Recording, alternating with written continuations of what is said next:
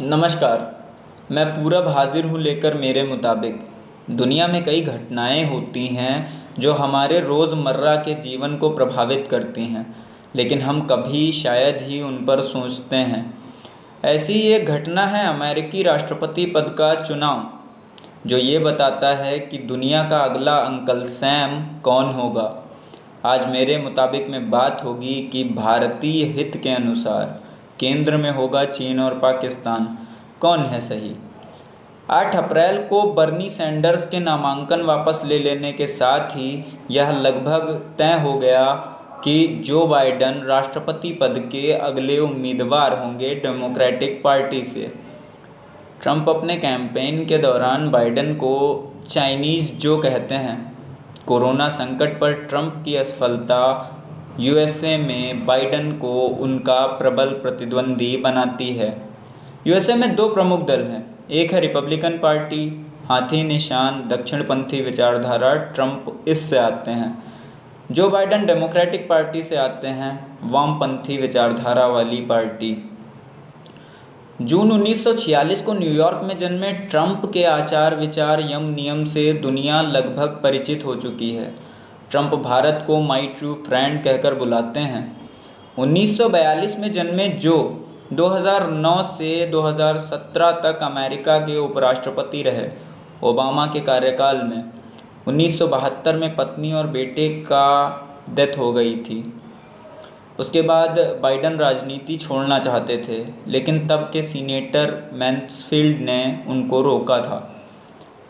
America प्रथम के वादे के साथ सत्ता में आए ट्रंप ने चीन के साथ $600 बिलियन का व्यापार घाटा कम करने के लिए ज्यों ही 2018 में एल्युमिनियम और स्टील पर टैरिफ बढ़ाया, दुनिया में शंखनाद हुआ ट्रेड वॉर मतलब घरेलू उद्योगों को संरक्षण देने के लिए आयात पर अतिरिक्त शुल्क लगा देना। जब दोनों ओर से होता है तो यही वॉर में बदल जाता है। कहा गया कि भारत को इस व्यापार युद्ध से फ़ायदा हुआ। अमेरिका को एडिशनल एक्सपोर्ट करके हमने $755 मिलियन कमाए। मतलब अगर ट्रंप की सत्ता में वापसी होती है तो ये और बढ़ेगा, एक्सटेंड होगा ट्रेड वॉर, और भारत के लिए आर्थिक मोर्चे पर ये एक शुभ संकेत है। एक उभरता हुआ चीन सकारात्मक विकास का सूचक है, न केवल चीन के लिए बल्कि अमेरिका के लिए भी। 2010 चाइनीज़ जो का बयान आया। 2013 में एक चाइनीज़ कंपनी है BHR पार्टनर्स बाइडन के बेटे हंटर को बिना काम के ही वेतन देने लगी।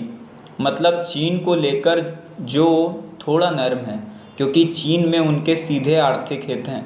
मतलब भारत के लिए ये अच्छा संकेत नहीं है। दूसरा मुद्दा जिस पर ट्रंप और जो के सुर एक हैं, लेकिन भारत के लिए ये बहुत बड़ी चिंता है, विभिन्न देशों से अमेरिकी सेनाओं की वापसी। जैसे अगर अफ़गानिस्तान से अमेरिका पूर्ण पलायन करता है या रीहाइफिनेशन की नीति शुरू करता है। अमेरिका तालिबान समझौता भी हुआ अभी।